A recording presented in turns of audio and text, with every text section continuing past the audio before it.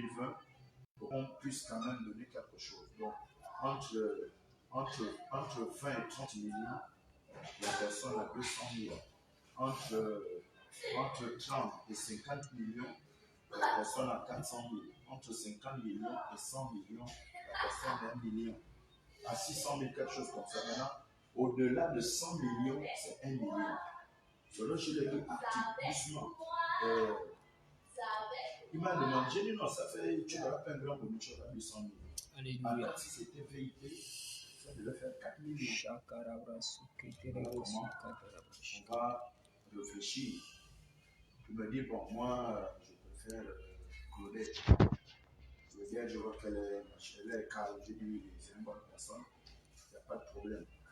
Donc, déjà, moi-même, je suis en balotage parce que, imagine un peu que la direction là où tous les sémondateurs la connaissent déjà. Si lui, c'est-à-dire connaît, c'est compliqué. Imagine que la direction sache là où la direction va payer 200 000, moi j'ai fait payer 4 millions. Imagine un peu dans quelle situation on peut me mettre. En principe, il ne devait pas jouer le costaud sur ça. Voilà pourquoi tu m'entends te dire, il n'a jamais touché ce genre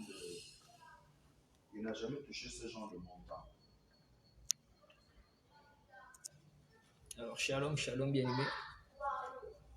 Que la grâce du Seigneur Jésus-Christ, l'amour de Dieu et la compassion du Saint-Esprit soient votre partage. Partagez le live, je vous en prie. Le jour tant attendu est arrivé. Continuez de partager le live. Je sais que vous étiez très nombreux à attendre ce live, à attendre cette série d'enseignements. Alors, taguez vos proches, taguez vos amis en commentaire. Partagez le live avec tous vos contacts WhatsApp, vos contacts Facebook. Partagez le live dans tous vos groupes. Nous allons démarrer dans très bientôt. Que Dieu vous bénisse, vous qui êtes connectés. Le Seigneur ce soir nous fera du bien. Alors, vous en prie, partagez le live, continuez de partager le live.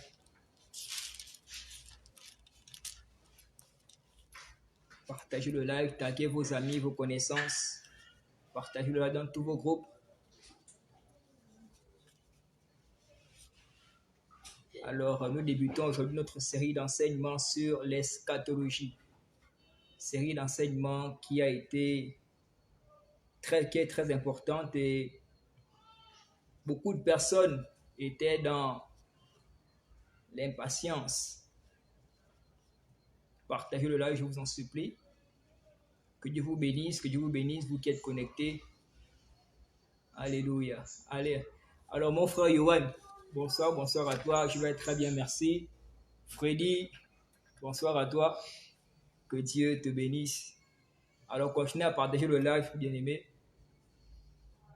Le Seigneur, ce soir, nous fera du bien. Nous allons démarrer dans quelques minutes.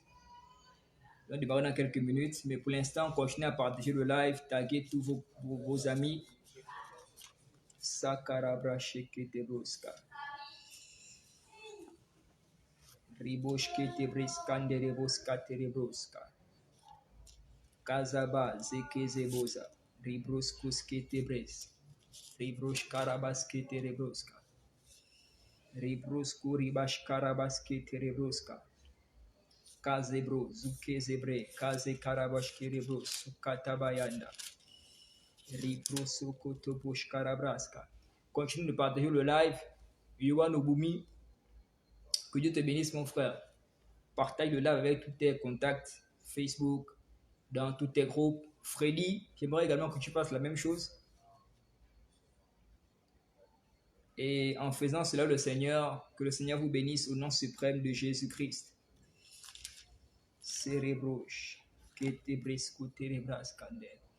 Alors nous allons commencer très tôt parce qu'il y a tellement de choses à dire aujourd'hui. Cette série d'enseignements-là durera au moins pendant 2 semaines. Voilà. Et après ça, j'ai encore notre programme en ce qui concerne le séminaire mensuel. Donc, je ferai tout pour pouvoir terminer cette série d'enseignements avant le programme mensuel. Le programme mensuel, c'est le 10 au 11. Donc, je ferai tout pour terminer ça avant. Voilà. Donc, pour l'instant, continuez à partager le live. Nous commencerons dans très bientôt. Je n'ai pas envie de commencer maintenant pour permettre au plus grand nombre de pouvoir bénéficier du début de cet enseignement-là. Le Seigneur nous fera du bien ce soir. Il y a tellement de choses pour nous. Reboshke rebros, karabasende reboshka. Ribros kote brekaske rebos, rabashakabras, sukatabaya. Zebroshke sebrekase katababunda. Kisheke bros kote rebras, sakabababababa. Ribrosho koto broske rebros. Rabaza kusheke tebresuka. Riboshke rebreska tarabaskende reboshka. Zebroshe katabraske rebos, katabaya.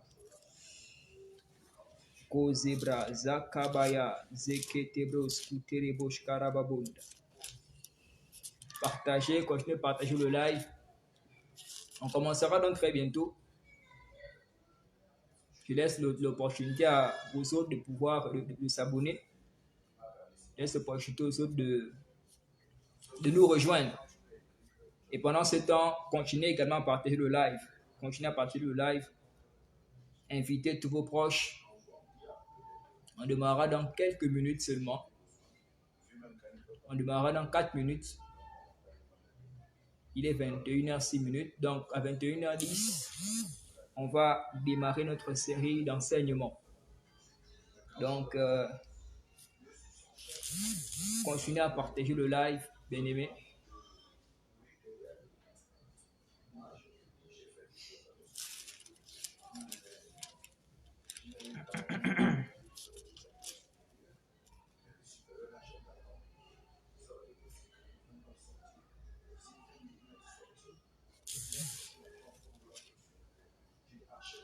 Waouh, mon frère Jules. Sois la bienvenue, mon frère. Sois la bienvenue. Alors, continue de partager le live. Jules, j'aimerais que tu partages le live avec tes proches, avec tes contacts Facebook et dans tous tes groupes. Nous allons commencer dans très bientôt. Dans 3 minutes, nous allons démarrer. Gezebro sukete breskarabazende. Rabazakababu reboshkaterebroska. Ce soir, nous aborderons la série d'enseignements. Une série d'enseignements qui a pour thématique l'eschatologie. Une série d'enseignements très importante. Très importante. Et vraiment, alléluia. Ok, d'accord. Continuez à partager le live. Que Dieu vous bénisse en faisant cela. Que Dieu vous bénisse en faisant cela. Invitez quelqu'un à venir écouter cet enseignement-là. À venir écouter les oracles de l'Éternel.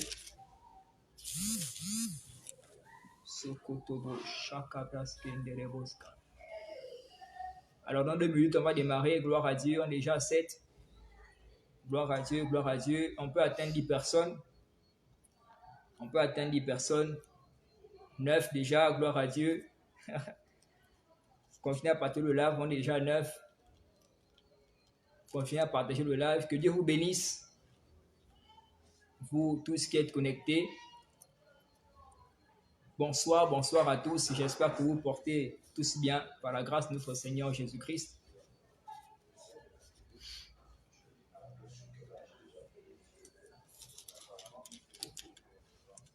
Dans 2 minutes, on va démarrer. Par la grâce du Seigneur. Alléluia. Gloire à Dieu, mon frère Kevin, Darcy. Que Dieu te bénisse. Alléluia. Que Dieu te bénisse, Darcy. Que Dieu te bénisse. Partage le live avec tous tes contacts. On démarrera donc très bientôt. Zabra Shakabra Sukete Breskete Broza Kiribu Zukatabaya Krabra Sukotoboya Rebo Shakabrasa Ripro Shokoto Rabayende Reboskote Zukebro Shakarabazeke Terebosh Karabraskete Reboskenda Goza Kaze Kerebo Zukatabaye Rebrosh Katabraskete Brekundarabashka Ripros Kotobo Shakabraske Derebos Rebra Sakabaya Roposh Kerebreskota. Alors, shalom, shalom, shalom à tous. Soyez tous, demeurez tous bénis au nom de Jésus-Christ de Nazareth. Alors, avant de pouvoir commencer la série d'enseignements, on ne peut rien faire sans pour autant recommander toutes choses entre les mains de Dieu. La Bible déclare que ce n'est ni par la force ni par la puissance, mais c'est par l'Esprit de Dieu. C'est par l'Esprit de Dieu que tout est possible. Et sans le Saint-Esprit, ce soir, je ne suis pas capable de pouvoir enseigner. Je n'ai pas cette capacité d'enseigner là. Donc, nous allons recommander ce monde les mains de Dieu là où tu es. Premièrement, j'aimerais que tu puisses élever ta voix pour remercier Dieu pour la vie qu'il t'a accordée, pour cette journée glorieuse, cette journée si spéciale. La Bible déclare que c'est ici le jour que le Seigneur a fait. Pour cette raison, réjouissons-nous, soyons dans l'allégresse. Alors là où tu es, j'aimerais que tu rends grâce à Dieu, que tu remercies le Seigneur pour ta vie, que tu remercies le Seigneur pour le manger et le boire qu'il t'a accordé en cette journée, que tu remercies le Seigneur pour la protection divine, pour la sécurité. Là, tu commence à rendre grâce à Dieu. Père, nous voulons te rendre l'honneur et la gloire. Alléluia. Continue à partir le live. Nous voulons te célébrer, nous voulons t'exalter, nous voulons t'apprécier. Nous te bénissons, éternel Dieu de grâce, pour cette journée. Merci, merci, merci pour tous tes bienfaits qui se sont renouvelés dans chacune de nos vies. Nous te célébrons, nous t'exaltons, nous t'apprécions. Nous voulons te rendre l'honneur, la gloire, la majesté, la magnificence au nom suprême de Jésus-Christ de Nazareth. C'est au nom suprême de Jésus que nous avons prié. J'aimerais encore t'inviter, bien-aimé, à te joindre à moi pour élever ta voix afin de demander à Dieu de disposer ton cœur.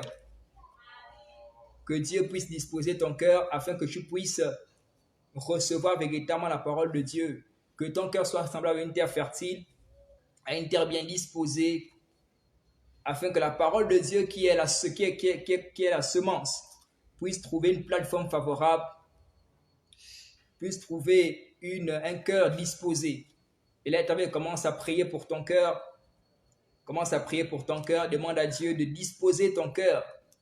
De disposer ton cœur et de pouvoir permettre à ceux que tu puisses être disposé afin de recevoir la parole du Seigneur. Père, nous voulons te célébrer et te rendre grâce. Nous te bénissons encore pour nos vies. Nous te bénissons encore, Seigneur, pour tout ce que tu fais pour nous. Père, nous prions pour nos cœurs. Je prie pour le cœur de ton peuple, que tu puisses disposer les cœurs, que les cœurs soient semblables à une terre fertile, à une terre bien disposée afin de recevoir ta parole ce soir. Père, nous ne voulons pas que cette parole puisse tomber sur une terre, sur un cœur dur. Mais nous voulons que cette parole puisse atteindre un cœur bien disposé au nom suprême de Jésus-Christ de Nazareth. C'est au nom suprême de Jésus que nous avons prié. Finalement, nous allons encore élever nos voix et nous allons demander à son excellence le Saint-Esprit de Dieu. Jusqu'à preuve de contraire, l'Esprit de Dieu est l'Esprit suprême. L'Esprit par qui tout est possible. Je disais tantôt que je ne suis pas capable d'enseigner. Je n'ai pas cette capacité d'enseigner. À moins que le Saint-Esprit n'enseigne au travers de moi. Ce soir, je ne suis qu'un canal. Je ne suis que comme un micro. Je ne suis que comme un baffle. Mon rôle, c'est de pouvoir faire sortir le son de sa voix, de la voix de l'Esprit de Dieu. Alors, nous allons simplement recommander ce moment entre les mains de Dieu.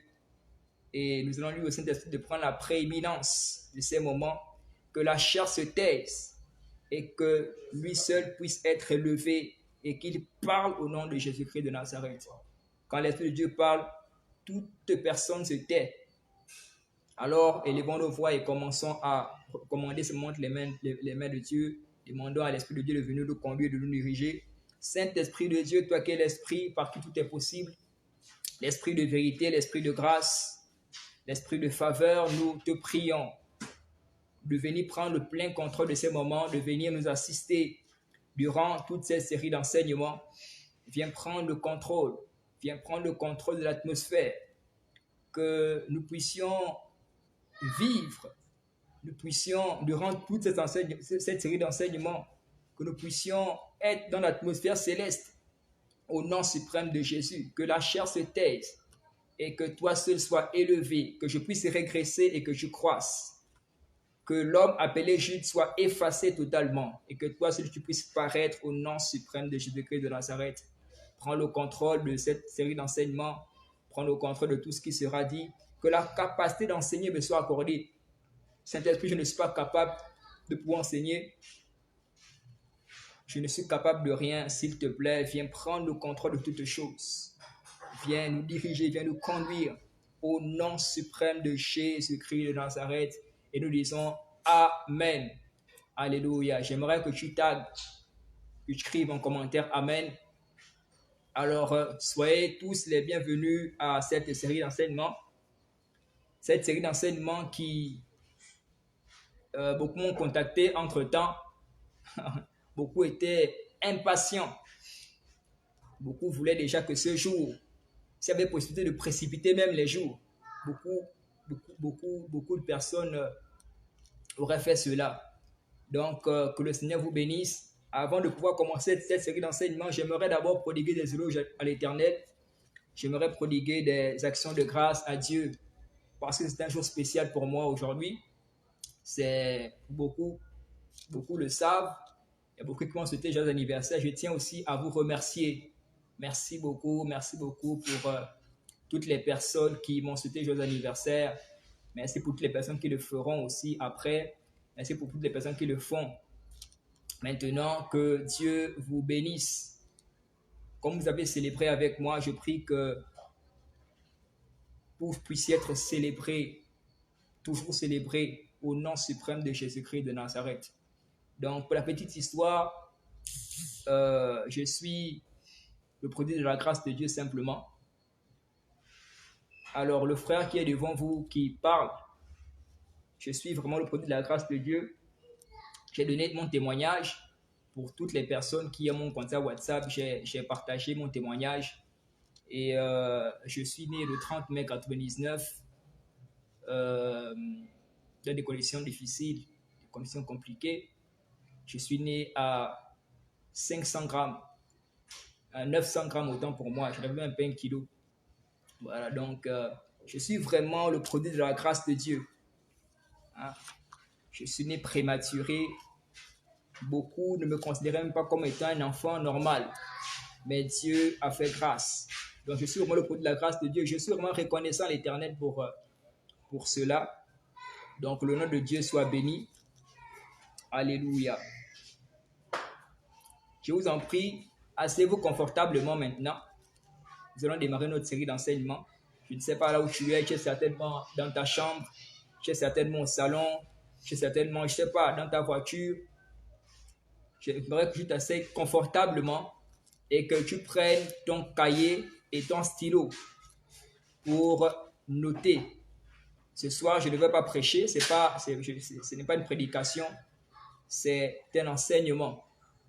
Alors, je vous supplie de pouvoir prendre vos cahiers, vos stylos et de vous asseoir confortablement. Alléluia. Donc, cette série d'enseignements sur l'eschatologie, on la fera en 2 études. La première étude débutera aujourd'hui. Dans les 2 études, on a plusieurs leçons. Alléluia. Dans la première étude, on a là 7 leçons. Dans la deuxième étude, on a 2 leçons. Alléluia. Et donc aujourd'hui, nous allons débuter avec notre première leçon en ce qui concerne l'eschatologie. Alléluia. Déjà, qu'est-ce que c'est l'eschatologie? beaucoup de personnes sont peut-être effrayées par ce terme. Alléluia. L'eschatologie provient du terme eschaton. C'est un terme hébreu qui signifie simplement la fin des temps. Et l'eschatologie, c'est la science ou encore la doctrine des choses, des temps de la fin. Aussi simple que ça. L'eschatologie, c'est la science ou encore la doctrine des choses anciennes. Donc, la science, la doctrine des événements de la fin des temps. L'eschatologie, c'est aussi l'ensemble des prophéties bibliques liées au temps de la fin. De manière simple, parce que c'est l'eschatologie. Alléluia. Donc, je reprends. C'est l'ensemble des prophéties liées au temps de la fin. C'est aussi la science ou encore la doctrine des choses dernières. Alléluia. Alors, pour commencer mon message, j'aimerais dire ceci. Les événements aujourd'hui dans le monde ne doivent pas nous surprendre, ou sinon la manifestation. Que Dieu te bénisse, mon frère Jacques. Je disais que les événements aujourd'hui dans le monde, ou encore la manifestation des prophéties de l'Éternel, ne doit pas être une surprise pour nous. Surtout nous en tant qu'enfants de Dieu. Alléluia. Donc, notre première leçon aujourd'hui a pour thématique l'enlèvement. On parlera de l'enlèvement de Jésus-Christ aujourd'hui. Alléluia. Et bien aimé, il y a certaines prophéties. Avant de pouvoir rentrer dans cette leçon sur l'enlèvement, nous allons d'abord voir quelques prophéties de l'Éternel. Lorsque nous prenons le livre de Matthieu chapitre 24, le Seigneur parle là de plusieurs prophéties, plusieurs signes précurseurs. Plusieurs signes précurseurs qui annoncent son avènement. Alléluia. Donc, avant de pouvoir parler de l'enlèvement, on parlera d'abord des signes précurseurs de l'enlèvement. Alléluia. Et je disais tantôt que la manifestation des prophéties de l'Éternel ne doit pas nous surprendre. Ce qui doit te surprendre, c'est l'enlèvement. Mais la manifestation des prophéties de l'Éternel ne doit pas te surprendre. Parce que ces prophéties avaient déjà été données par le Seigneur, avaient déjà été prédites par le Seigneur. Et donc, cette manifestation ne doit pas nous surprendre. Et autre chose encore, nous ne devons pas être distraits. Nous devons sortir de la distraction. Pendant que cette prophétie se matérialise, nous, en tant qu'Église de Dieu, nous ne prêtons pas attention à cela. Alors que la manifestation des prophéties de l'Éternel annonce l'avènement, le retour de Jésus-Christ. L'avènement du Seigneur, c'est simplement le retour de Jésus-Christ. Donc la matérialisation des prophéties de l'Éternel qui sont dans la Bible, ce sont des signes précurseurs du retour du Seigneur Jésus-Christ. Alléluia. Vous savez, le but de la distraction, c'est de pouvoir te maintenir dans les choses moins essentielles, afin que le jour du Seigneur puisse te surprendre. Voici le but ultime de l'esprit de distraction, te maintenir dans les choses moins essentielles, afin que le jour du Seigneur puisse te surprendre. Un jour, je méditais, le Seigneur me parlait de deux formes de distraction. Lorsque, bien aimé, tu utilises le temps précieux que tu as pour faire des choses moins essentielles, qui ne sont pas bénéfiques pour toi, qui ne sont pas bénéfiques pour ton salut, tu es distrait. Alléluia. Le deuxième forme de distraction, c'est lorsque tu as perdu ton intimité avec le Seigneur. Tu as perdu ton intimité avec le Seigneur et tu n'éprouves plus ce désir-là. Tu n'as plus cette envie de pouvoir retrouver ton intimité, de pouvoir même retourner à Dieu. Tu es également distrait. Alléluia. Et donc, bien aimé, nous devons sortir de la distraction. Nous devons prêter attention à tout ce qui se fait. Les événements aujourd'hui dans le monde traduisent la suffisance, l'imminence de l'arrivée du Seigneur Jésus-Christ. Alléluia. Et ces choses doivent nous interpeller en tant qu'enfants de Dieu. Nous ne devons pas nous laisser distraire par quoi que ce soit. Alléluia. Nous allons prendre le livre de Luc chapitre 21. Pour débuter cet enseignement, nous prendrons Luc chapitre 21, versets 8 à 11. Alors, j'espère que tu as ta Bible à côté de toi. Si tu n'as pas ta Bible à côté de toi, j'aimerais que tu puisses aller la chercher. Luc chapitre 21 au verset les versets 8 à 11. Luc chapitre 21, verset 8 à 11. Que Dieu vous bénisse. Alléluia. Merci beaucoup, maman. Que Dieu te bénisse, maman Cathy. Luc chapitre 21, verset 8 à 11. La Bible déclare, Jésus répondit, prenez garde que vous ne soyez séduits, car plusieurs viendront en mon nom, disant c'est moi, et le temps approche, ne les suivez pas. Verset 9. Quand vous entendrez parler de guerre et de soulèvement, ne soyez pas effrayés, car il faut que ces choses arrivent premièrement, mais ce ne serait pas encore la fin. Le verset 10, alors il leur dit, une nation se lèvera contre une nation, et un royaume contre un royaume. Le verset 11, le dernier verset, il y aura des tremblements de terre, et en divers lieux, des pestes et des famines. Il y aura des phénomènes terribles et de grands signes dans le ciel. Alléluia. Donc, notre première leçon d'aujourd'hui a pour thématique l'enlèvement. Alléluia. Et je disais tantôt que cette leçon fait partie de notre étude.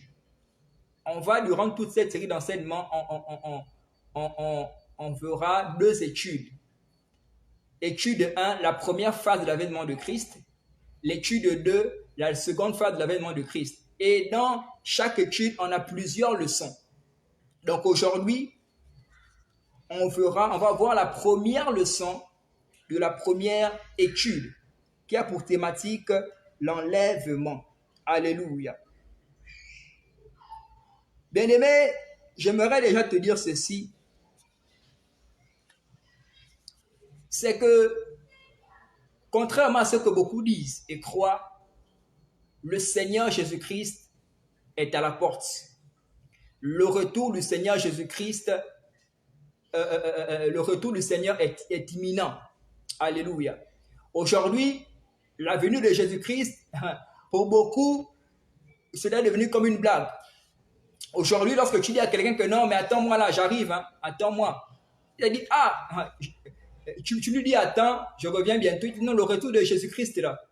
Pour beaucoup, c'est déjà devenu comme une blague. Je me souviens, un jour, j'évangélisais et j'ai croisé un jeune homme. Je lui ai dit, Jésus-Christ t'aime. Et Jésus-Christ revient pour chercher ceux-là qui l'ont accepté. Et ce jeune homme-là m'a dit, il a commencé à rigoler. Il m'a dit, mais depuis que vous prêchez le retour de Jésus-Christ, vous prêchez Jésus revient, il revient finalement quand? Alléluia. Donc, pour beaucoup aujourd'hui, c'est devenu comme une blague, c'est un mythe. Mais cela raconte des histoires. Quel Jésus qui reviendra? Pour beaucoup même n'acceptent même pas que Jésus-Christ est le Fils de Dieu. Beaucoup ne croient pas au retour de Jésus-Christ. Alléluia. Et j'aimerais, toi qui me suis, j'aimerais te rassurer en te disant que la venue du Seigneur Jésus-Christ est imminente. Le Seigneur arrive. Le Seigneur revient. Lorsque le Seigneur m'a inspiré cette série d'enseignements, il m'a dit quelque chose. Il m'a dit qu'il voudrait que je puisse donner cet enseignement-là pour permettre au peuple de Dieu de sortir de l'ignorance en ce qui concerne les réalités des temps de la fin. Cette série d'enseignements, pour beaucoup vont négliger cela. Beaucoup vont critiquer cela. Mais je fais seulement ce que le Seigneur m'a demandé de faire. Et j'aurais déjà parlé. Parce que le Seigneur m'a établi comme sentinelle. Vous savez, la sentinelle, c'est c'est comme un gardien. Quelqu'un qui voit le danger et qui avertit aux autres. Et ce soir, je suis comme une sentinelle. Et je vais vous parler de la part du Seigneur en ce qui concerne les événements à venir. Alléluia. Donc, nous avons lu Luc chapitre 21, verset 8 à 11, qui nous parle là des signes précurseurs de l'avènement du Seigneur Jésus-Christ. Et par la grâce de Dieu, on peut encore voir cela dans le livre de Matthieu chapitre 24, du verset 4 à 24, c'est très long. Et là-dedans, il y a plus d'une dizaine de signes donnés par le Seigneur Jésus-Christ. Et nous allons essayer de voir tour à tour ces différents signes-là. Lorsque nous prenons Matthieu chapitre 24, à partir même du verset 4, le Seigneur dit quelque chose. Le Seigneur dit, Jésus leur répond, prenez garde que personne ne vous séduise. La séduction. Voici là le premier signe précurseur de l'avènement du Seigneur Jésus-Christ. La Bible nous dit, si vous lisez, vous lisez plus haut, la Bible nous dit que les disciples sont venus vers Jésus-Christ. Et ils ont posé la question à Jésus-Christ, mais Seigneur, dis-nous quels seront les signes des temps de la fin. Quels seront les signes de ton avènement et de la fin du monde? Et Jésus-Christ a commencé à donner ces différents signes. Et il a parlé premièrement de la séduction. Prenez garde que personne ne vous séduise.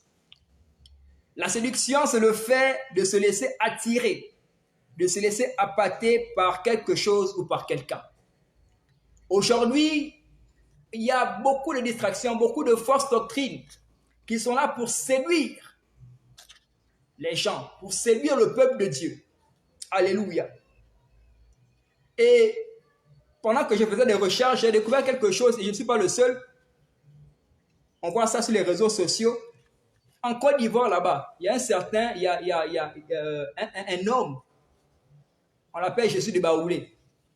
Pour lui, là, il dit que lui, c'est Dieu. Ça, c'est de la séduction.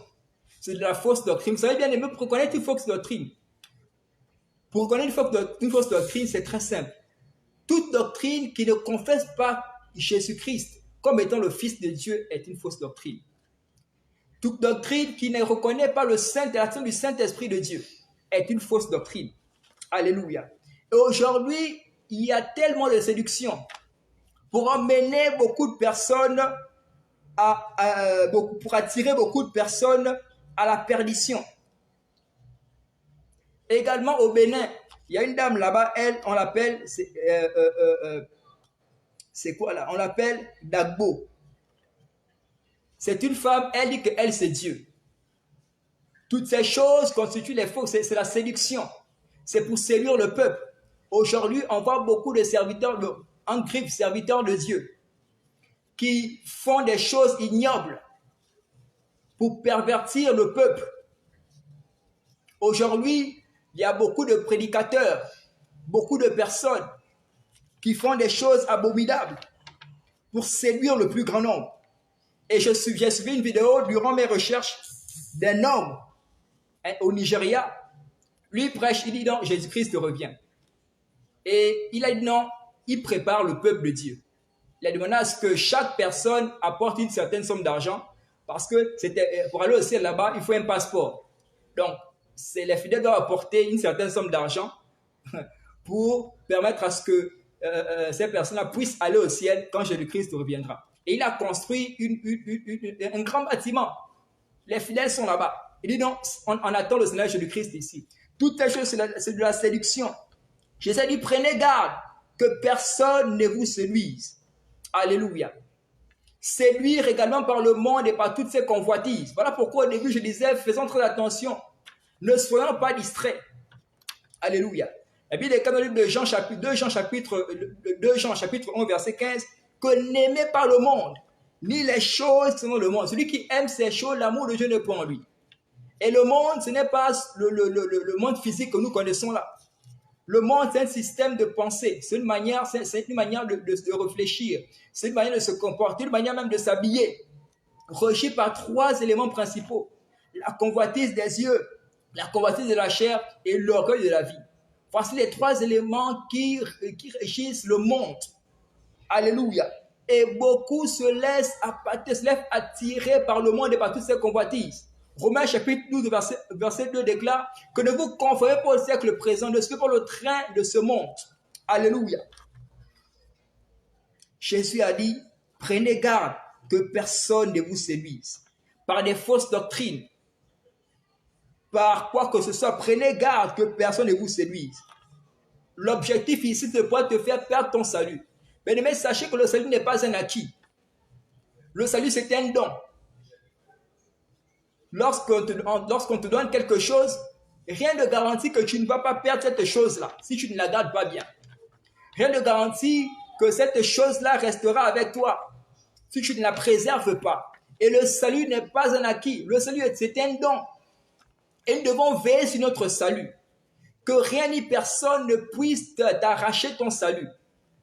Tu peux avoir accepté Jésus-Christ maintenant. Mais il peut arriver que lorsqu'il revient, que tu n'ailles pas avec lui. C'est pour laquelle la Bible nous déclare, nous demande de pouvoir veiller. Veillez donc, puisque vous ne savez pas le jour que votre Seigneur reviendra. La Bible nous exhorte à être sobre. Pourquoi? Afin de pouvoir garder notre salut. Veillez pourquoi? Afin de ne pas se laisser séduire. Alléluia. Par le monde et par toutes ses convoitises. Par toutes ces choses que le diable a mis en place. Qui sont mises en place par le diable pour nous appâter. Pour nous éloigner complètement de la foi. Alléluia. Le deuxième signe, Jésus-Christ dit, on est au verset 5 cette fois-ci, il dit, Matthieu chapitre 24, Matthieu 24, on prend le verset 5, car plusieurs viendront sous mon nom, disant, c'est moi qui suis le Christ, et ils séduiront beaucoup de gens. Alléluia. Voici même la raison pour laquelle cet enseignement est donné. La Bible dit que beaucoup viendront sur mon nom, disant que c'est moi le Christ. Je donnais l'exemple aujourd'hui, l'exemple tout à l'heure en Côte d'Ivoire là-bas. Un certain Jésus de Baoulé. C'est pour séduire le peuple. Au Bénin, on a une femme là-bas, Dagbo. Elle Christ, il y a beaucoup de personnes là-bas. C'est pour séduire le peuple. Le deuxième signe précurseur, Jésus-Christ parle des guerres et des bruits de guerre. Dans Matthieu chapitre 24. Vous entendez parler de guerre et des bruits de guerre. Alléluia. Ces choses, on les expérimente depuis fort longtemps. Depuis fort longtemps. On a la Première Guerre mondiale qui s'est déroulée, la Seconde Guerre mondiale. Il y a plusieurs conflits qui se déroulent. La guerre des 6 jours, le conflit israélo-palestinien. Il y a tellement. En fait, ce sont des choses qui se matérialisent. Alléluia. Prenez garde. Vous entendez parler de guerre et de bruit de guerre. Faites très attention. Alléluia. Jésus-Christ parle également de la famine. Il dit en certains lieux, il y aura la famine. Il parle des tremblements de terre également. Voici les signes précurseurs du retour de Jésus-Christ. Alléluia. Jésus-Christ a dit quelque chose à ses disciples. À partir du verset 32, Matthieu 24, à partir du verset 32. Instruisez-vous par une comparaison tirée du figuier. Dès que ses branches deviennent tendres et que les feuilles poussent, vous connaissez que l'été est proche. De même, quand vous verrez toutes ces choses, sachez que le Fils de l'homme est proche et à la porte. La matérialisation des signes de Jésus-Christ donnés dans la parole de Dieu. Ceci peut nous permettre de comprendre, de discerner que le Seigneur Jésus-Christ est à la porte. Alléluia. Il a parlé également des tremblements de terre. Il a parlé de la persécution. Si on prend le verset, on prend Matthieu 24 toujours, qui est notre verset de base. À partir du verset 6.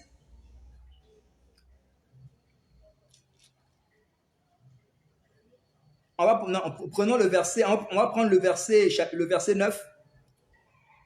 Alors on vous livrera au tourment, et l'on vous fera mourir, et vous serez haïs de toutes les nations, à cause de mon nom. Alléluia. La persécution des saints. Combien de fois aujourd'hui, les prédicateurs de l'évangile sont persécutés à cause du Seigneur. Je suivais une vidéo la fois dernière où les chrétiens, je pense que c'était au Moyen-Orient là-bas, ces chrétiens-là, on les a mis dans des sacs plastiques, on a fermé ça, donc ils sont morts par étouffement. Combien de prédicateurs de l'évangile aujourd'hui sont pendus?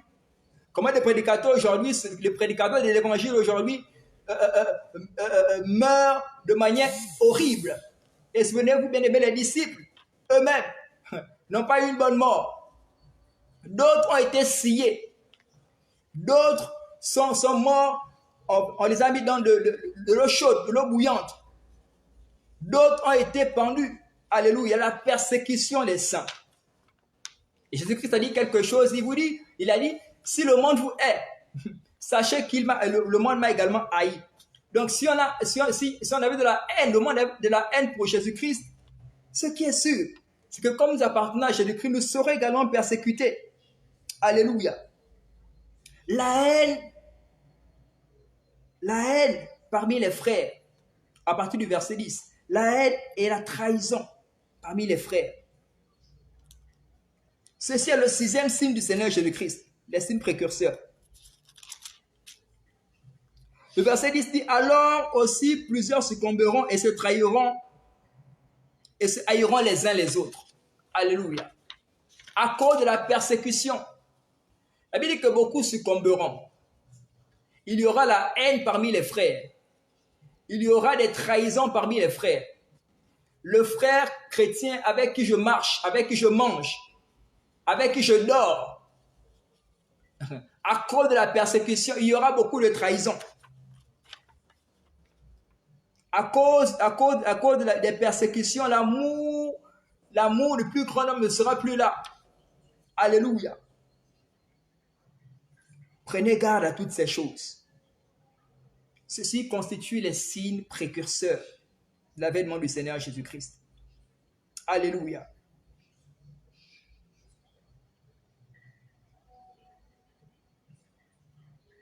Matthieu chapitre 24, à partir du verset 37.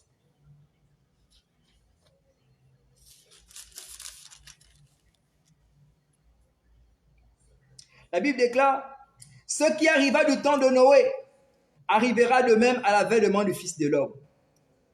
Car dans les jours qui précédaient le déluge, les hommes mangeaient et buvaient, se mariaient et mariaient leurs enfants, jusqu'au jour où Noé entra dans l'arche. Et ils ne se doutèrent de rien jusqu'à ce que le déluge vienne et les emporte. » Alléluia. Un autre des signes précurseurs de l'avènement du Seigneur, c'est la distraction. La Bible dit ici que, vous savez, l'Ecclésiaste dit qu'il n'y a rien de nouveau sous le soleil. Ce qui existe a déjà existé. Et Jésus-Christ dit de même au temps de Noé, les hommes étaient en train de manger, de boire, de se marier leurs enfants. Beaucoup étaient préoccupés par le monde et par toutes ces convoitises. Beaucoup étaient préoccupés par le manger, par le boire, par le vêtement, par le fait de se marier. Et personne ne prêtait attention au message de Noé. Alléluia. Voici là un peuple distrait. Et de même aujourd'hui, beaucoup de personnes sont dans la distraction. Même beaucoup de chrétiens aujourd'hui sont dans la distraction. Beaucoup de personnes ont même oublié déjà même la promesse du retour du Seigneur Jésus-Christ. Vous savez, bien aimé, peu importe ce que tu fais, même lorsque tu dors, lorsque tu travailles, tu ne dois jamais oublier cette promesse du Seigneur Jésus-Christ. Tu ne dois jamais oublier que le Seigneur Jésus-Christ revient. Les hommes étaient en train de boire, de manger. Vous savez, manger et boire, c'est que l'homme sait bien faire.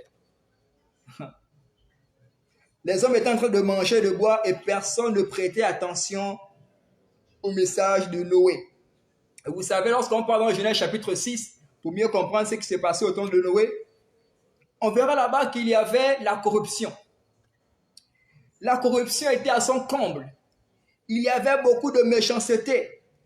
Il y avait le péché était intense à ce moment-là. Et se matérialisait se manifestait dans deux domaines. Premièrement, la convoitise sexuelle et la violence. Au temps de Noé, il y avait tellement de violence. Les hommes étaient de plus en plus méchants. Et de même aujourd'hui, il y a beaucoup de méchanceté. Beaucoup de personnes on est prêt à te tuer pour de l'argent. On est prêt à te vendre. Un papa est prêt à vendre son enfant à cause de l'argent. Il y a beaucoup d'atrocités qui se produisent. Alléluia. La convoitise, la violence, la méchanceté, la convoitise sexuelle. Aujourd'hui, on assiste à beaucoup de choses qui sont ignobles et qui suscitent même la colère de l'Éternel. Alléluia. les hommes étaient de plus en plus méchants. Et si nous prenons, vous savez, à ce moment-là, dans le livre de Genèse chapitre 6, à un certain moment, on dit que les anges, on a assisté à la chute des anges. Les anges sont descendus, et la Bible dit qu'ils ont connu les filles des hommes. Et cela a donné naissance aux géants. Alléluia. Et de même aujourd'hui, il y a certaines entités qui sont relâchées par le diable pour faire en sorte qu'il y ait beaucoup plus de mal dans le monde, pour faire en sorte que le péché puisse atteindre son summum. Alléluia. Je vais vous dire quelque chose. Vous savez, le diable a délégué 4 démons aux 4 coins du monde. L'objectif de ces démons-là, c'est de pouvoir faire en sorte qu'il y ait plus de mal dans le monde, que les hommes deviennent de plus en plus méchants, que les hommes soient possédés par l'esprit de violence. Alléluia. Et ces 4 démons-là même, le plus souvent se manifestent, vous savez, lorsque le plus souvent pour ceux-là qui font le signe de croix. Pour ceux qui font le signe de croix là, beaucoup tu fais le signe de croix, mais je ne sais pas ce qui se passe. Alléluia. Je ferme cette parenthèse là. On verra ça au cours des différents enseignements. Donc, il y a des démons qui ont été relâchés pour renforcer le mal dans le monde, bien aimé. Alléluia. Et on nous dit que les anges qui sont descendus ont connu les filles des hommes. Et cela a donné naissance aux géants. Et aujourd'hui, les démons qui ont été relâchés par le diable sont l'auteur de beaucoup de choses aujourd'hui. Sont à l'origine de beaucoup d'atrocités dans le monde. Alléluia. Et de même, aussi, au temps de Lot, il y avait également la même chose qui se produisait. Au temps de Sodome et Gomorrhe, et c'est à partir de ce moment-là que provient même le mot sodomie, ça provient de Sodome. Il y avait beaucoup de choses horribles qui se produisaient. Et c'est là-bas où est né même le mot sexualité. Il y avait beaucoup de convoitises sexuelles. Il y avait beaucoup de méchanceté. Alléluia. Et la Bible déclare que de même qu'au temps de Noé, qu'à cette époque-là, de même qu'au temps de Noé, les hommes étaient distraits. De même en notre temps, les hommes également sont dans la distraction. Alléluia. Bien-aimés, pour terminer cette partie, faisons très attention. Faisons très attention, bien-aimés. Et que la manifestation des signes de l'avènement du Seigneur, que cela soit pour nous, que cela puisse nous interpeller. Que cela soit une interpellation pour nous. Alléluia. Et vous savez, au temps de Noé, ou encore au temps de Lot, le Seigneur a retiré Lot de sa famille. Vous savez, cette partie-là révèle 2 choses. Cela révèle l'abomination atroce qu'il y a eu, mais aussi l'espoir, parce que Dieu a enlevé les saints avant de pouvoir détruire Sodome et Gomorrhe. Et de même, bien aimé, la colère du Seigneur est à venir. Mais avant ça, le Seigneur enlèvera ses saints. Raison pour laquelle je te recommande, pendant que tu écoutes cet enseignement-là, si tu n'as pas encore donné ta vie à Jésus-Christ, je te recommande de donner ta vie à Jésus-Christ. Parce qu'il y a des choses beaucoup plus terribles qui arrivent. La Bible dit que le péché atteindra son summum. Et cela attirera la colère de Dieu. La colère de Dieu s'abattra sur les fils de cette génération. Mais avant cela, Christ enlèvera les saints. Il enlèvera les élus. Alléluia. Donc, premièrement, je disais, nous parlerons de l'enlèvement de l'Église. On était d'abord sur les signes précurseurs. Il faut d'abord comprendre cela avant de pouvoir comprendre l'enlèvement de l'Église. L'enlèvement, qu'est-ce que c'est? L'enlèvement est un terme utilisé pour décrire un grand et remarquable événement à venir.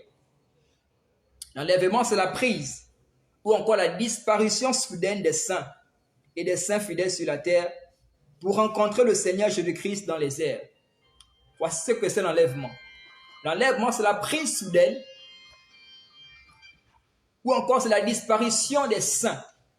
Alléluia. Vous savez, bien-aimés, sachez que Dieu est capable de tout. Dieu est capable de tout. Le Seigneur Jésus-Christ a enlevé certaines personnes dans la Bible. Si nous prenons le livre de Genèse, chapitre 5, à partir du verset 22 à 24, on nous parle d'un homme appelé Enoch. Un homme qui n'a pas connu la mort, qui a été enlevé par le Seigneur Jésus-Christ. Alléluia. Si nous prenons également le livre de 2 Rois, chapitre 2, verset 11, on nous parle d'Élie. Élie n'a pas connu la mort. Il a été enlevé par le Seigneur Jésus-Christ. De même, bien-aimés, j'aimerais nous dire qu'il y a beaucoup de personnes qui ne connaîtront pas la mort. Parce que lorsque le Seigneur Jésus-Christ reviendra, il y aura des personnes qui seront vivantes. Et des personnes qui ne connaîtront pas la mort. Lorsque le Seigneur Jésus-Christ reviendra pour prendre son église, certaines personnes dormiront, certaines personnes seront éveillées à cause du décalage horaire. Alléluia. Et Dieu est donc capable de venir enlever son église. Et c'est ce qui se passera. Alléluia.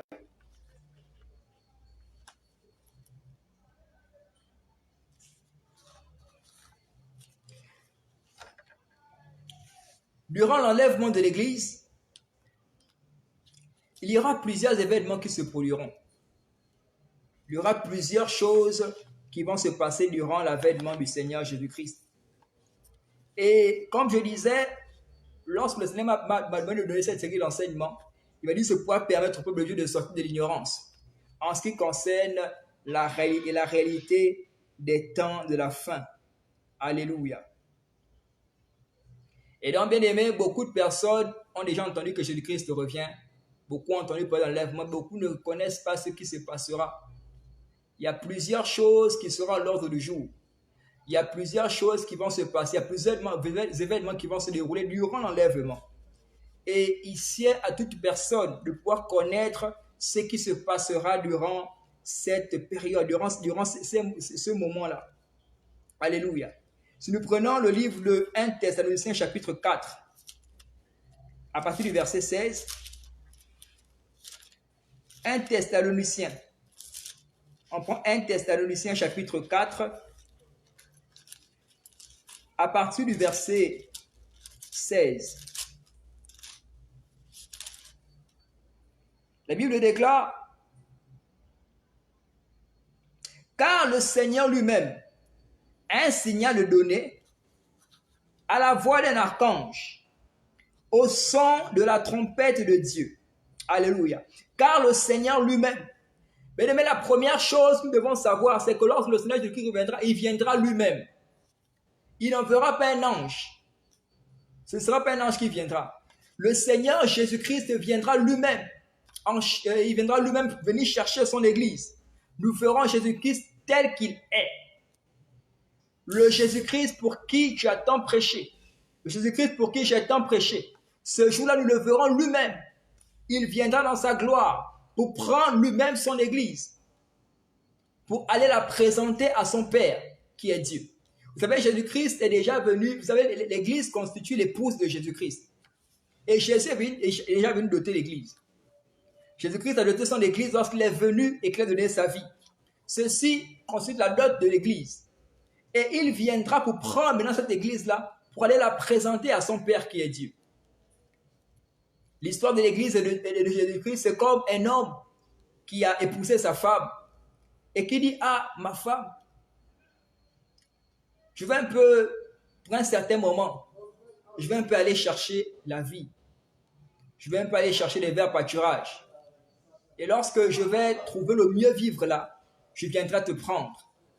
Et on va vivre ensemble. » Alléluia. C'est un peu comme cela. Et Jésus-Christ dans Jean chapitre 14, après la résurrection, son ascension, lorsqu'il est parti, il a dit qu'il reviendra prendre son église et qu'il est allé pour nous préparer une place. Que votre cœur ne se trouble point. Croyez en Dieu et croyez en moi. Il est allé pour nous préparer une place. et il reviendra lui-même pour prendre son église. Alléluia. C'est la première chose que nous devons savoir. Deuxièmement, la Bible déclare que un signal donné à la voix d'un archange, au son de la trompette de Dieu. La deuxième chose, c'est que le son de la trompette retentira pour annoncer le Messie. À la voix d'un archange. L'archange, c'est un ange qui est au-dessus des autres anges. Donc, au son de la trompette, à la voix d'un archange, un signal donné, le Seigneur Jésus-Christ reviendra. Donc, c'est un archange qui va annoncer la venue de Jésus-Christ au travers du son de la trompette. Alléluia. Et bien aimé, pour toutes les personnes qui sont en proie à la distraction, n'entendront pas ce son de la trompette-là. Seules les personnes qui sont sobres, seules les personnes qui demeurent éveillées spirituellement, seules les personnes qui préservent leur foi, seules les personnes qui gardent leur intimité avec le Seigneur Jésus-Christ, seules les personnes qui conservent leur relation avec le Seigneur Jésus, seules ces personnes entendront le son de la trompette. Tu peux accepter Jésus-Christ, mais ne pas entendre le son de la trompette. Si tu es distrait, tu peux ne pas entendre le son de la trompette. Si, vous savez bien aimé, le péché, pour un enfant de Dieu, ne doit pas être une pratique. Le péché doit être accidentel pour un enfant de Dieu. De même que lorsque tu sors chaque matin, je ne connais pas un homme qui se dit que pendant que je sors ce matin, je veux peut-être faucher avec ma voiture peut-être 5 personnes. On ne prémédite pas un accident. Un accident, c'est de manière inattendue. Et c'est comme ça en fait. Le péché doit être accidentel, mais ne pas être une pratique. Pour toutes les personnes qui pratiquent le péché, n'entendront pas ce son de la trompette là. Pour toutes les personnes qui prennent du temps, tu prends le temps précieux que tu as, au lieu de prendre ce temps pour pouvoir chercher le Seigneur davantage, au lieu de prendre ce temps pour méditer la parole de Dieu, au lieu de prendre ce temps pour jeûner, au lieu de prendre ce temps pour te fortifier spirituellement, tu prends ce temps pour être devant des choses, pour faire des choses inutiles, des choses qui ne sont pas bénéfiques pour toi. Tu es distrait. Et pour toutes ces personnes, n'entendront pas le son de la trompette. Alléluia. Je vous ai dit, bien aimé, que l'enlèvement aura lieu. Beaucoup de personnes seront endormies. Beaucoup de personnes seront éveillées à cause du décalage horaire. Mais pendant que Jésus-Christ revient, tu peux être endormi et entendre le son de la trompette. Si seulement de manière spirituelle, tu es éveillé. Alléluia. Si tu mènes une vie de sanctification, une vie qui est conforme au Seigneur Jésus-Christ, tu pourras entendre ce son de la trompette là. Donc, tout le monde n'entendra pas le son de la trompette, bien aimé. 1 Corinthiens chapitre 15, verset 52. 1 Corinthiens chapitre 15, verset 52, la Bible déclare. 1 Corinthiens 15, verset 52. La Bible nous dit quelque chose. En un instant, en un clin d'œil, à la dernière trompette, la trompette sonnera. Alléluia.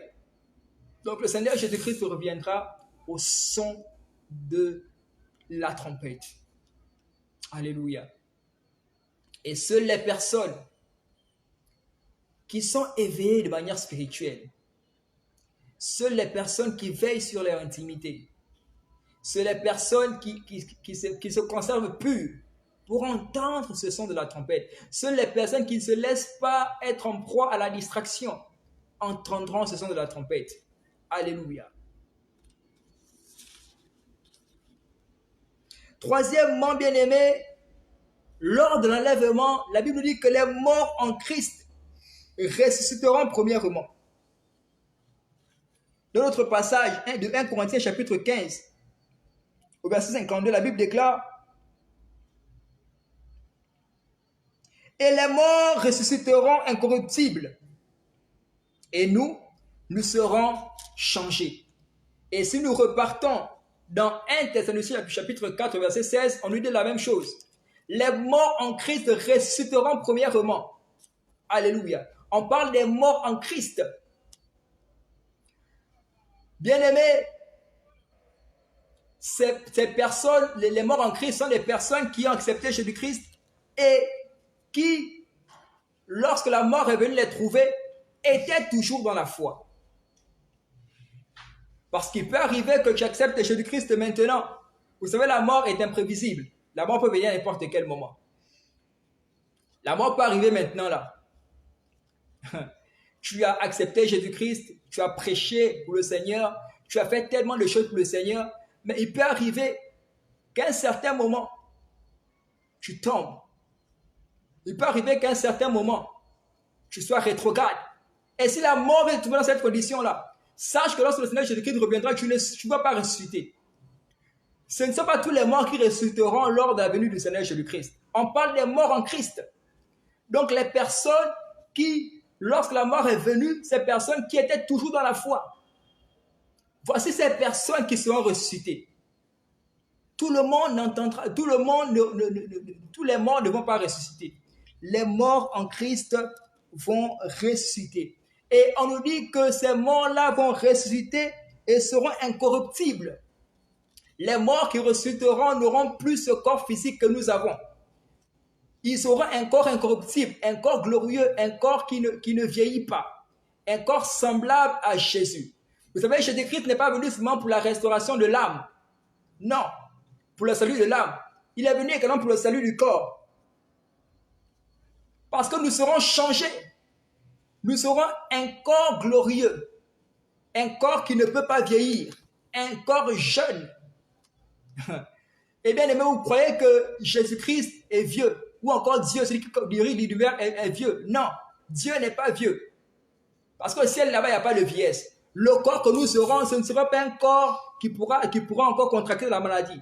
Ce ne sera pas un corps qui pourra encore être attaqué par la vieillesse. Le Saint-Esprit est jeune, Jésus-Christ est jeune, Dieu, il est jeune. Alléluia. Donc les morts en Christ vont d'abord ressusciter premièrement. Et deuxièmement, les saints, donc les personnes qui seront vivantes, durant ce moment-là, eux aussi, il y aura la transformation, ils subiront une transformation. Le corps sera transformé. Ce corps physique-là sera transformé et sera un corps incorruptible. Donc ce sera un corps comme Jésus-Christ. Alléluia. Dans le livre de Jean chapitre 5, au verset 25,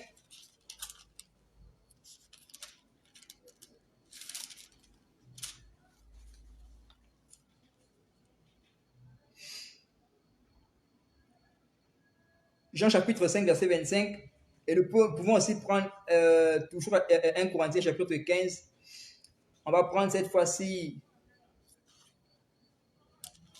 le verset 53. 1 Corinthiens chapitre 15. Vous pouvez noter Jean chapitre 5, verset 25. Vous pourrez lire cela plus tard. 1 Corinthiens chapitre 15.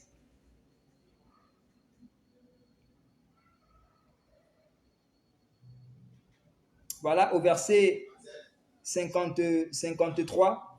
Il faut que ce corps corruptible revête l'incorruptibilité et que ce corps mortel revête l'immortalité.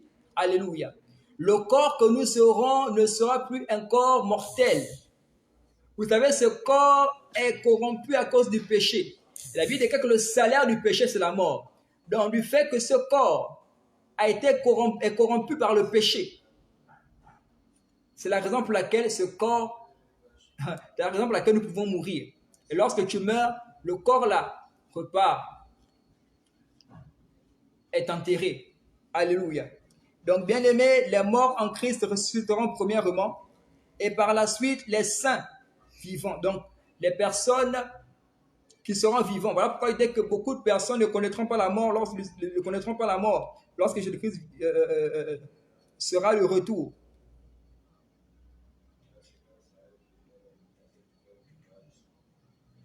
Un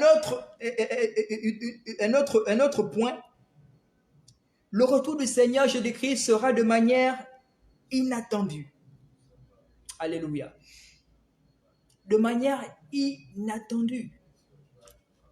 La Bible déclare que ce sera comme un voleur dans la nuit. Vous savez bien aimé, si tu es informé que le voleur va venir chez toi, tu ne vas pas dormir.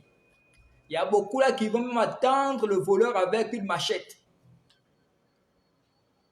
Ce voleur-là, il vient chez moi, c'est pour voler tout ce qui est chez moi. Là. Non, je ne peux pas permettre ça. Beaucoup seront là éveillés pour attendre ce voleur-là. Et bien aimé, Jésus-Christ a pris cette comparaison pour nous amener aussi à avoir cette attitude-là. C'est-à-dire veiller. Parce que ce sera de manière inattendue. La Bible dit que personne ne connaît le jour ni l'heure. Pendant que si on est en train de prêcher là, Jésus-Christ peut venir maintenant. Pendant que nous allons nous séparer là, tu vas aller dormir, le Seigneur Jésus-Christ peut venir. Mais la grande question est de savoir, est-ce que tu seras enlevé? Est-ce que tu entendras le son de la trompette de manière inattendue? De manière inattendue. Matthieu chapitre 24, verset 40 à 44.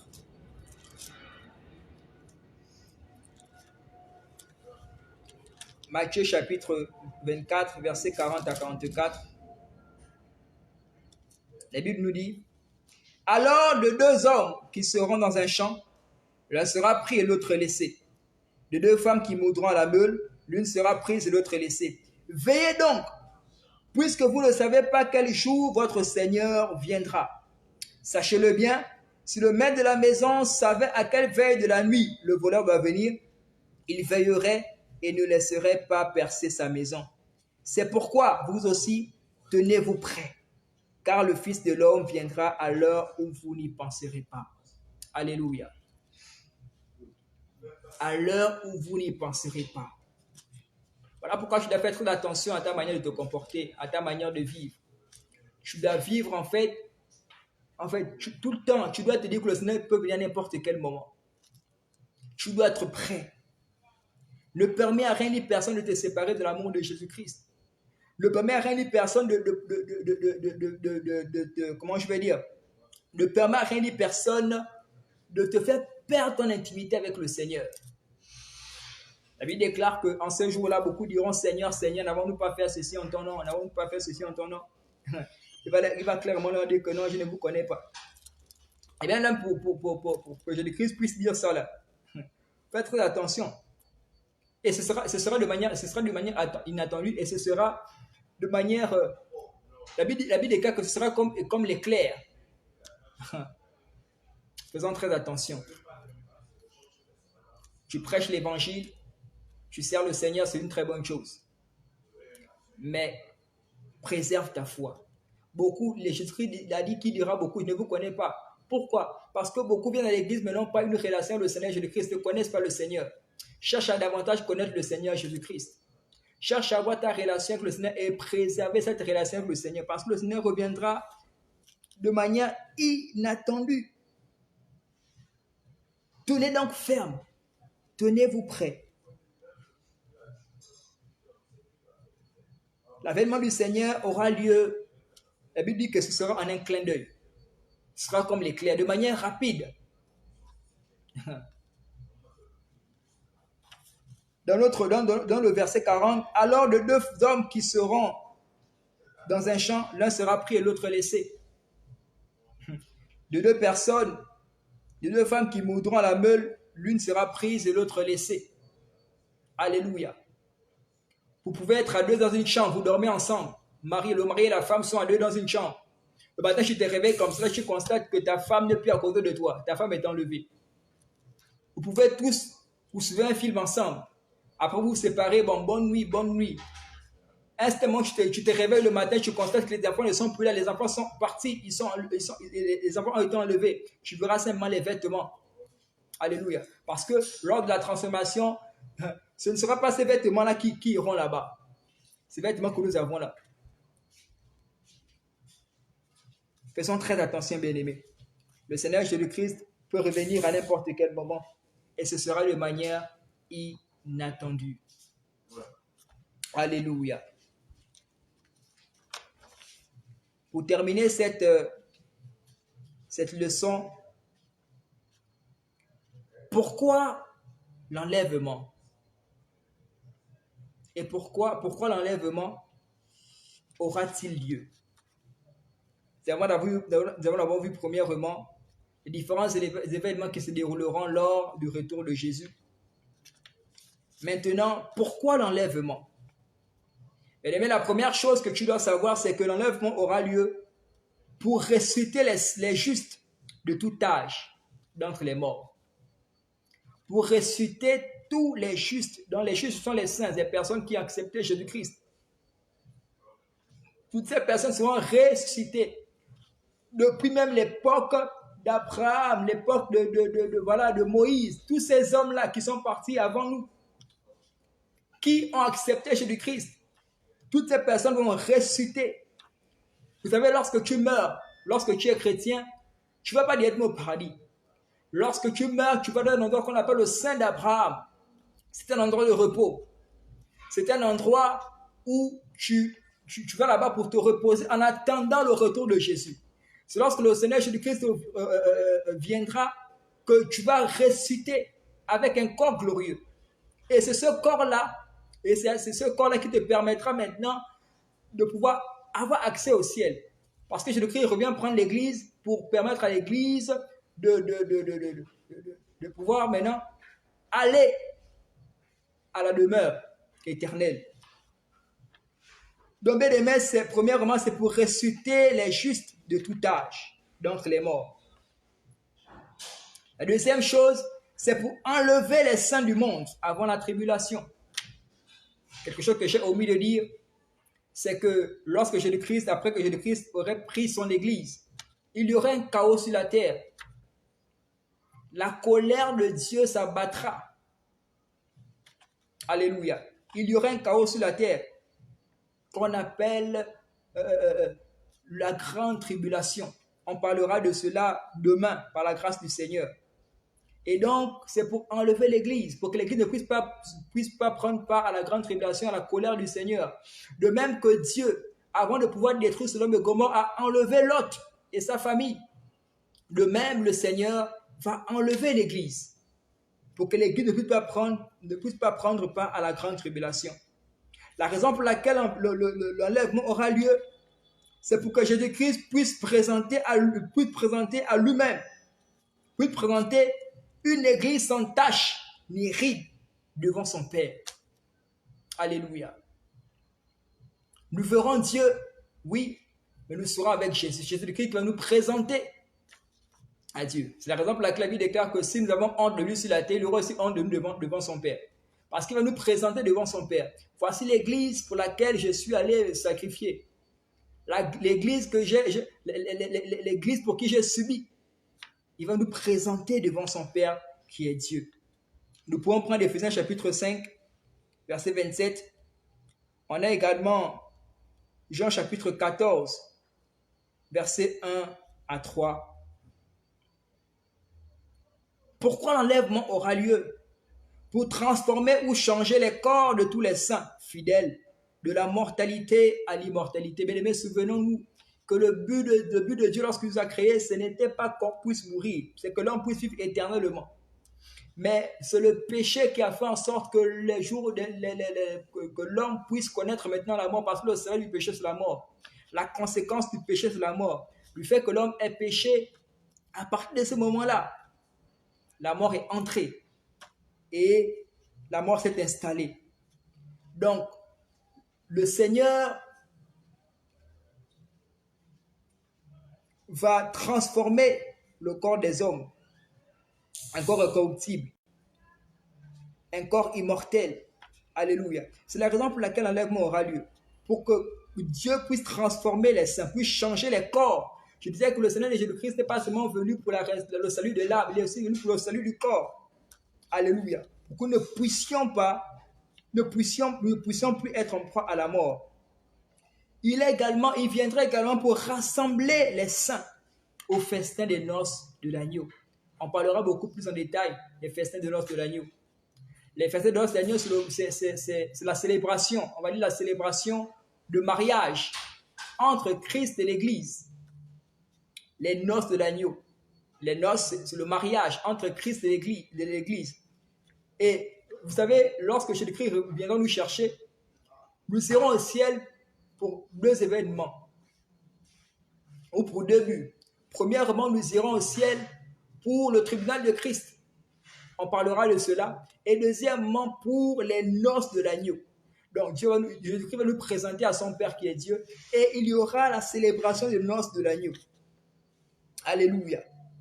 Le Seigneur Jésus-Christ reviendra nous prendre pour présenter, pour permettre la révélation de l'Antichrist. Alléluia. La révélation de l'Antichrist. 2 Thessaloniciens chapitre 2, versets 1 à 5. 2 Thessaloniciens chapitre 2, versets 1 à 5. Pour permettre la révélation de l'Antichrist. Vous savez bien aimé, il y a beaucoup de choses aujourd'hui qui ne peuvent pas être réalisées à cause de la présence de l'Église encore sur cette terre. N'eût été cela, le monde serait déjà depuis dans le chaos. Il y a beaucoup de choses que les satanistes encore ne peuvent pas faire parce que l'Église est encore sur la terre. Il y a beaucoup de choses que le diable ne peut pas encore faire. Il est encore limité sur certaines choses parce que l'Église est encore là. Alléluia. Donc, permettre la révélation de l'Antichrist. L'Antichrist, c'est l'esprit qui est contre Christ. Et cet esprit s'incarnera en un homme. Alléluia. Certainement, nous connaissons déjà même cet homme-là. On parlera beaucoup dans le détail de cela, de l'Antichrist. Nous connaissons déjà certainement cet homme-là. Nous le voyons peut-être à la télévision, mais nous ne savons pas que c'est lui. Un moment viendra où il sera révélé de manière publique pour permettre la révélation de l'Antichrist. Parce que si le Seigneur Jésus-Christ ne vient pas, l'Antichrist ne sera pas révélé. L'Antichrist est déjà là. Tout est en train d'être mis en place pour lui permettre de pouvoir diriger le monde.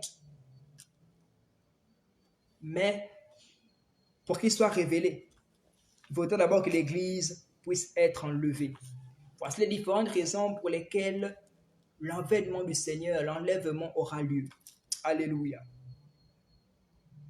Pour terminer, qui sera enlevé?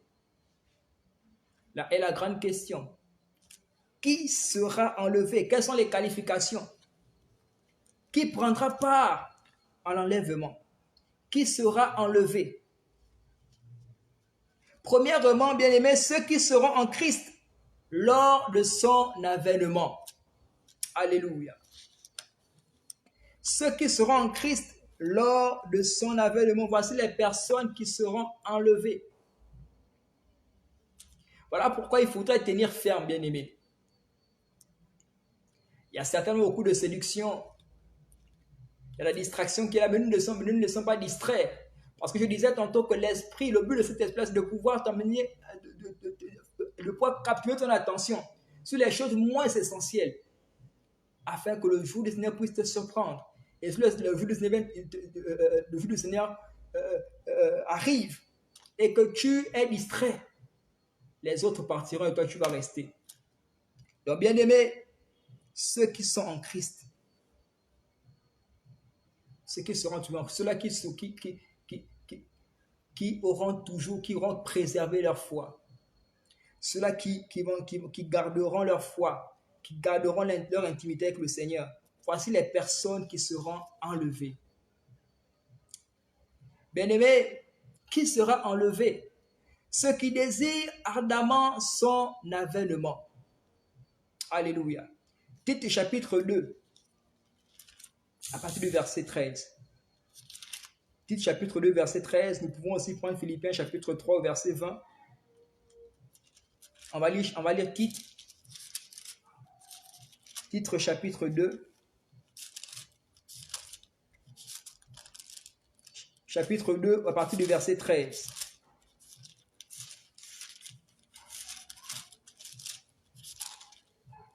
Tite chapitre 2,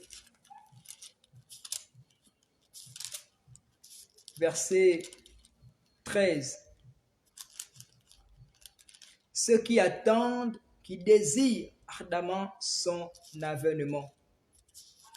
Tite chapitre 2, le verset 13 nous dit: en attendant la bienheureuse espérance et la manifestation de la gloire du grand Dieu et de notre Sauveur Jésus-Christ.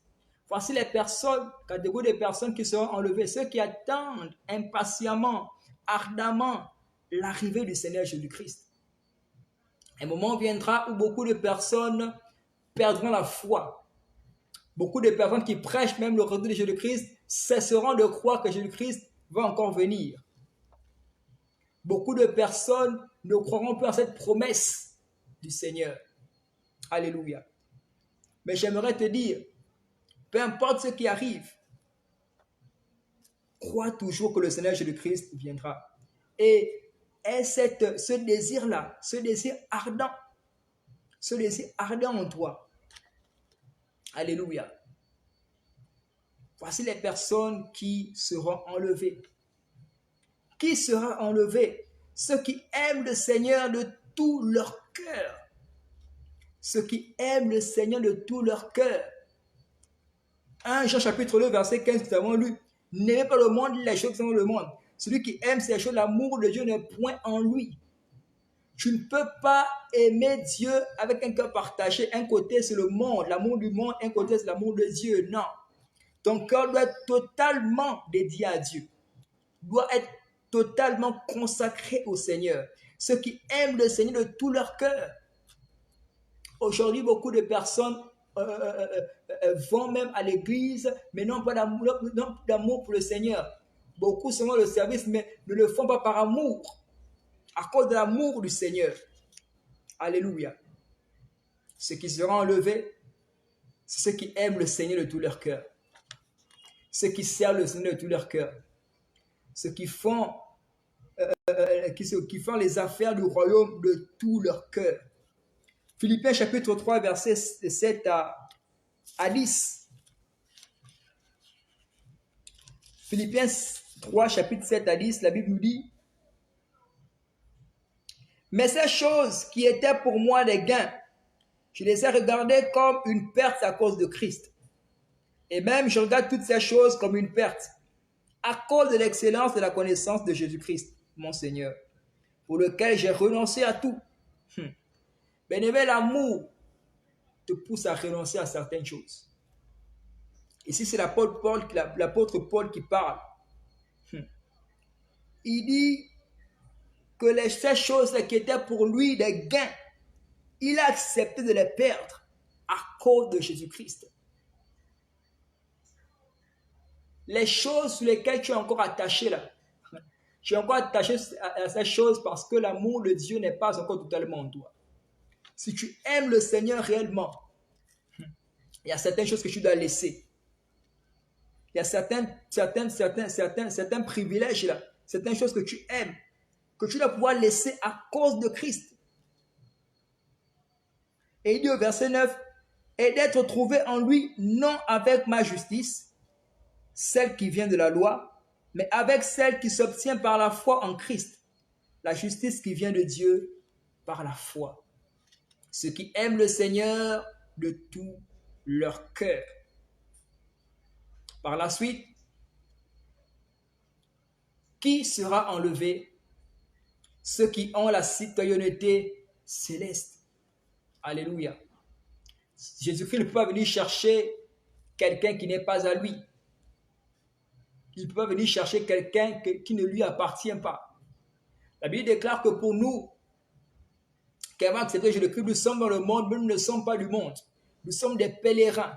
Un jour viendra où nous irons chez nous. Alléluia. Donc les personnes qui seront enlevées, c'est ceux-là qui ont la citoyenneté céleste. Ceux-là qui ont reçu Jésus, qui ont accepté Jésus, qui ont confessé Jésus-Christ comme leur Seigneur et Sauveur personnel. Voilà pourquoi pendant que je suis en train de donner cet enseignement, toi qui m'écoutes, si je n'ai pas encore donné ta vie à Jésus-Christ, tu n'as pas encore la citoyenneté céleste, sache que si le Seigneur revient maintenant, je ne pourrai pas être enlevé. Parce qu'il revient chercher ceux-là qui ont la citoyenneté céleste. Alléluia. C'est cette appartenance-là qui fera en sorte que je puisse aller avec lui. Alléluia. Voilà pourquoi je prie pour toi. Si tu n'as pas accepté Jésus-Christ, après, je suis au terme du direct, tu vas répéter, je ferai une prière, et tu vas répéter cela après moi. Si tu n'as pas encore accepté Jésus-Christ, si tu n'as pas encore la citoyenneté céleste, alléluia. Pour terminer, ceux qui vivront dans la sainteté, comme lui-même, il est saint. La Bible déclare que soyez saints, car je suis saint. Et dans Hébreux chapitre 12, verset 14, la Bible déclare que rechercher la paix et la sanctification, sans laquelle nul ne verra le Seigneur. Alléluia. Mais si Dieu nous demande de vivre sainement, c'est que la sainteté est possible. Non pas par notre propre force, mais avec l'aide du Saint-Esprit de Dieu. Tout est possible par le Saint-Esprit. Si Dieu te demande de vivre de manière saine, c'est parce qu'il sait qu'est l'Esprit de Dieu qui est là pour te donner la capacité de vivre sainement. Alléluia. Rechercher la sanctification, sans laquelle nul ne verra le Seigneur. Si je ne vis pas dans une vie de sainteté, je n'ai même pas une vie de sainteté, je ne pratique pas une vie de sainteté, je ne peux pas être enlevé. Je ne peux pas être enlevé. Alléluia. Nous devons rechercher la vie de sainteté. Cela doit être notre style de vie. La sanctification. Alléluia. Refuse que quelque chose puisse te souiller. Jésus-Christ revient prendre une église sans tache, une église sans ride, ni rien de semblable. Alléluia. Ne permets pas qu'un quelconque péché puisse tacher ta robe. Parce qu'une simple petite tache peut te disqualifier. Alléluia. Tu peux prêcher Jésus. Tu peux jeûner. Tu peux faire tout ce que tu peux faire pour Jésus-Christ là. Mais si tu ne mènes pas une vie de sanctification, sache que tu resteras. Et c'est là où le verset de Matthieu chapitre 7, verset 21 prend tout son sens. Beaucoup me diront, Seigneur, Seigneur, n'avons-nous pas fait ceci en ton nom? Il va leur dire, je ne vous ai jamais connu. Quiconque pratique le péché n'est pas de Dieu. C'est que la Bible déclare. Dieu est saint. Et si tu appartiens à Dieu, tu dois également être saint. Tu dois vivre une vie de sanctification. Alléluia. Donc, bien aimés, nous avons parlé aujourd'hui de l'enlèvement, notre première leçon. Et demain, par la grâce de Dieu, nous verrons la grande tribulation. Alléluia. Donc, on a premièrement parlé d'abord des signes précurseurs de l'avènement de Jésus. On a par la suite parlé des différents événements qui auront lieu lors du retour de Jésus. On a vu pourquoi l'enlèvement, pourquoi est-ce que l'enlèvement aura lieu. Et par la suite, on a parlé, on a vu les qualifications. Qui sera enlevé? Je suis arrivé au terme de mon enseignement d'aujourd'hui. Et tu as écouté cette parole. La Bible déclare que la parole de Dieu ne sort pas en vain. Lorsqu'elle sort, c'est pour atteindre un but. Et toutes les fois que la parole de Dieu est sortie, elle n'a jamais failli. Alléluia. J'ai écouté ces enseignements, tu as déjà accepté Jésus-Christ. J'aimerais que tu puisses simplement dire à Dieu. Tu puisses prier et dire, Seigneur, lorsque tu reviendras dans ta gloire, que je ne sois pas recherché, que je ne sois pas, que je ne puisse pas rester aussi, que rien ni personne ne puisse te disqualifier. Alléluia. Là où tu es, j'aimerais que tu puisses faire ce sujet de prière.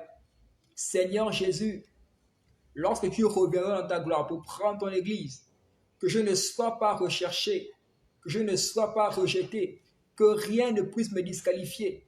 Donne-moi de tenir ferme. Donne-moi de rester sobre. Donne-moi de mener une vie de sanctification, de rechercher davantage la sanctification.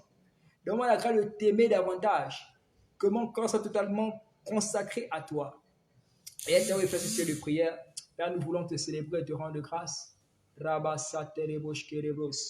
Seigneur, s'il te plaît, lorsque tu viendras dans ta gloire pour prendre ton église, Père, nous te prions, nous ne voulons pas être recherchés. Nous ne voulons pas être rejetés également. Donne-nous la grâce, Seigneur, d'être prêts. Donne-nous la grâce, Seigneur, de demeurer sobre. Donne-nous la grâce, Seigneur, de pouvoir t'aimer davantage. Au nom suprême de Jésus-Christ de Nazareth. Merci beaucoup, Seigneur Jésus. Au nom suprême de Jésus que nous avons prié. Alors, avant de pouvoir terminer, tu m'écoutes, tu n'as pas encore accepté Jésus-Christ. Vous savez, la fidélité dans toutes choses que nous faisons pour Dieu, là, c'est le gain des âmes. La raison pour laquelle je donne cet enseignement-là, c'est pour que les âmes soient sauvées. Alléluia. Tu n'as pas encore accepté Jésus-Christ. J'aimerais seulement que tu puisses faire cette prière avec moi. Ou encore, tu es rétrograde.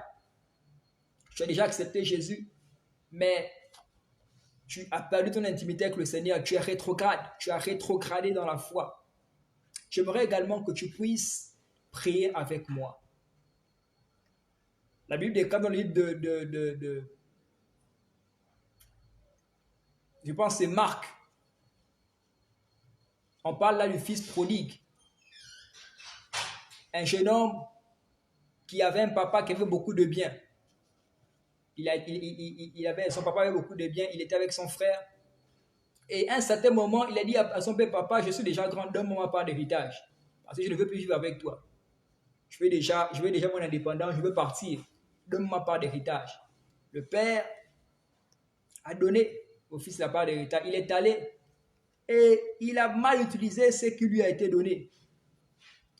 Il avait certaines richesses, il a dilapidé cela. À telle enseigne qu'il est devenu pauvre. Il mangeait déjà, la Bible dit qu'il mangeait la nourriture des pourceaux. Et il s'est dit, mais lorsque j'étais dans la maison de mon père, je n'étais pas ainsi. Même les serviteurs qui servent mon père mangent mieux que moi. Il a décidé de retourner au Seigneur. Il a été retourné vers son père. La Bible dit que le père l'a accueilli avec les bras grands ouverts. Ceci pour te dire que le Seigneur est prêt à t'accueillir avec des bras grands ouverts. Tu as accepté Jésus déjà et tu as rétrogradé. Sache que le Seigneur est prêt à t'accueillir à nouveau. Il t'aime davantage. Il t'aime encore. Tu as simplement dit, Seigneur Jésus-Christ, je te bénis pour ta parole. Je te bénis pour ton amour pour moi. Je viens à toi et je te demande pardon pour mes péchés. S'il te plaît, je te reçois dans ma vie comme mon sauveur et mon Seigneur personnel. Écris mon nom dans le livre de vie au nom suprême de Jésus-Christ de Nazareth. Et aide-moi à marcher dans l'obéissance de ta parole au nom de Jésus-Christ de Nazareth. Amen. Tu as fait cette prière avec ma félicitation. J'aimerais maintenant prier pour toutes les personnes qui sont rétrogrades. Je suis rétrograde également. Fais aussi cette prière avec moi. Seigneur Jésus, j'ai écouté ta parole. Je te dis merci. Je souhaiterais revenir à toi maintenant. Je te demande pardon du fait de t'être détourné de toi. Seigneur, je viens à toi à nouveau. Accepte-moi. Et par la force de ton esprit, aide-moi à marcher dans l'obéissance de ta parole, dans ton amour, et que plus rien ni personne ne puisse me séparer de toi. Au nom suprême de Jésus-Christ. Amen. Alléluia. Que la grâce du Seigneur Jésus-Christ, c'est votre partage. Donc, nous avons terminé notre première leçon du jour. Demain, nous allons continuer avec la deuxième leçon qui aura pour thématique la grande tribulation. Alléluia. C'est une série d'enseignements. Vous avez l'opportunité de poser aussi des questions. Donc, si vous avez des questions, posez simplement ces questions en commentaire. Et demain, avant de pouvoir commencer la leçon du jour, je ferai un plaisir de pouvoir répondre à ces différentes questions-là. Voilà, que le Seigneur vous bénisse et passez tous une excellente nuit. Shalom à tous.